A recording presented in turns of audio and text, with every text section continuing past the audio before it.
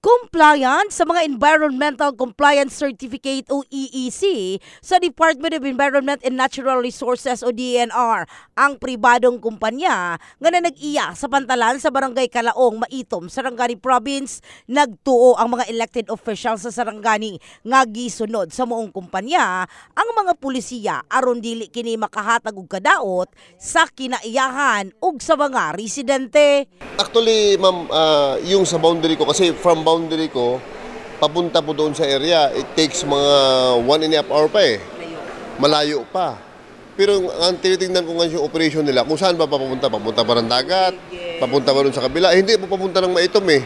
Papunta po doon sa kabila eh. Oo. So, hindi po, at saka tinitingnan namin yung side ng mga river namin, eh wala naman pong river doon sa kanila na nakakonect sa Maitom side. Ang riverside is doon lahat sa kanila papunta eh. Sa bahin ni Governor Ruel Pacquiao, mining issue is not part of the province. It is part of South Cotabato. Barangay Ned is part of South Cotabato. So, siguro dili man lang ang probinsya ang affected during flooding, no? Daghan mang probinsya ang kuan, even Metro Manila, other provinces, cities, ginabaha, no? Pero ginapa-assess na to sa atong uban sa probinsya kung paano pa nato, no, ma-prevensyonan kung may mga sitwasyon nga sunod-sunod ang ulan o dili nato directly ma-connect, no, kay NED is dili kay sa duol dito sa sa boundary nato sa province, layo-layo siya, so dili siya connected.